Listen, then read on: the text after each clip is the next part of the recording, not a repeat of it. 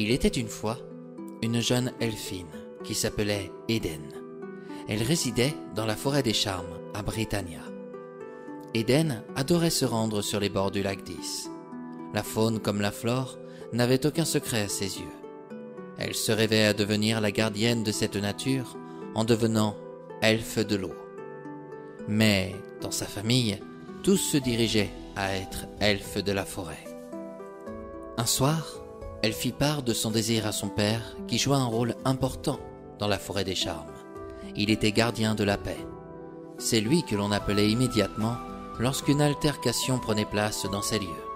« Tu n'as jamais souhaité être autre chose que ce que tu fais actuellement ?» demande Eden à son père. « J'ai toujours rêvé de protéger l'un des souverains dans les contrées de Britannia. Mais avec mes oreilles pointues, on saura tout de suite d'où je viens. On me jugera avant même d'avoir prononcé mon premier mot. » « Mais tu n'as jamais tenté de réellement le devenir ? » ?»« Non. » « Pourquoi portes-tu autant d'importance au regard des autres ? » ?»« Ce n'est nullement ça, ma chérie. Être gardien de la paix dans la forêt des charmes, c'est déjà à mes yeux un véritable honneur. Pourquoi me poses-tu toutes ces questions ? » ?»« Ce n'est pas contre toi, papa, mais j'aimerais devenir elfe de l'eau. » »« Tiens donc, et pourquoi ce désir ? N'aimes-tu pas notre forêt ? » ?»« Si, bien sûr, mais je veux être présente pour protéger les plantes, les insectes, les poissons ou les cygnes lorsque le dragon du lac d'Is se réveillera. » »« Tu sais quoi ? Je ne peux que te comprendre. Tu es bien de ma lignée, car dans notre famille, le courage ne se mesure pas.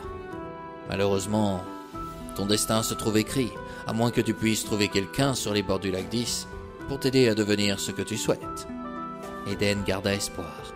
Son père ne reniait pas sa décision. Au contraire, il la trouvait courageuse. Était-elle assez audacieuse pour voir son souhait se réaliser ? Le lendemain, elle retourna sur les bords du lac d'Is. Eden avait un pouvoir original. Elle pouvait discuter avec les plantes, les animaux.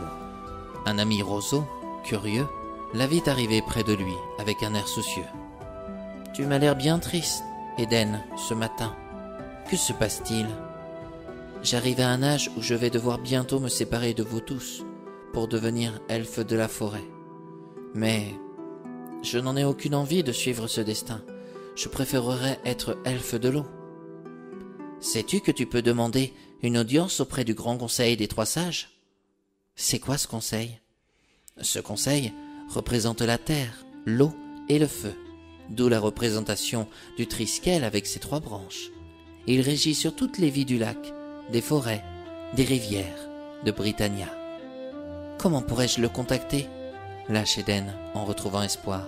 « Je pourrais être ton coursier, » intervint une libellule, « afin de faire part de ta demande. Venant de moi, elle aura plus de chances d'aboutir. »« Tu pourrais faire ça ?»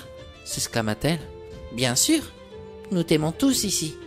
Nous serions tristes si tu ne venais plus à notre rencontre. » 2 jours plus tard, Eden obtint un rendez-vous qui se déroulait dans la tour des sorciers, près de Vanna. Pour s'y rendre à pied, à son âge, cela lui était impossible. Son père, avec son rôle dans la forêt des charmes, n'aurait jamais le temps de pouvoir l'y emmener. Se sentant de nouveau abattue, elle comprit qu'elle n'allait pas pouvoir échapper à son destin. Mais le matin du rendez-vous, une bourrasque se fit entendre à l'entrée de sa maison. On cogna à sa porte. Eden ouvrit et aperçut un jeune homme. « Bonjour. »« Bonjour, mademoiselle. Je me présente. Je m'appelle Mistral. Êtes-vous bien Eden ? » ?»« Oui, que me voulez-vous ? » ?»« N'ayez point peur. Je suis chargé de vous conduire à la tour des sorciers, dirigée par le conseil des 3 sages. »« Mais vous n'avez point de cheval ? » ?»« C'est tout à fait normal. Je suis le vent en personne. Je vais vous offrir un voyage hors du commun. Ne vous inquiétez pas, je vous ramènerai ici lorsque votre entrevue sera terminée. » Prise au dépourvu, Eden sortit de chez elle. Mistral se métamorphosa en vent et transporta Eden dans le ciel. La jeune elfine vola et découvrit des points de vue panoramiques de Britannia qu'elle n'aurait jamais pu imaginer. Quelques heures plus tard, elle fit face au grand conseil dans un tribunal. Eden commença à regretter sa demande. Elle se sentit bien petite devant ses représentants. Le feu acclama. « Ton désir est de devenir elfe de l'eau.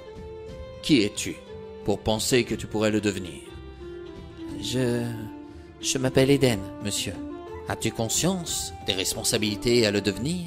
Continua la terre. Tu devras veiller sur la faune, la flore. Tu devras t'assurer à la préserver. Te sens-tu suffisamment puissante pour gérer tout cela? Je travaillerai dur, lance-t-elle. Le dernier représentant, l'eau, posa une ultime question plus douce.